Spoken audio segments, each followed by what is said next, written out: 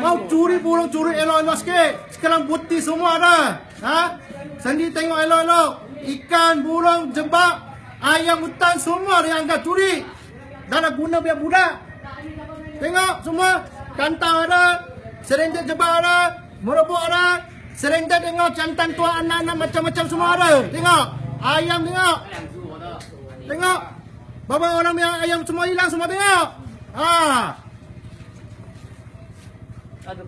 Semua curi ayam, curi burung. Kalau guna biar orang.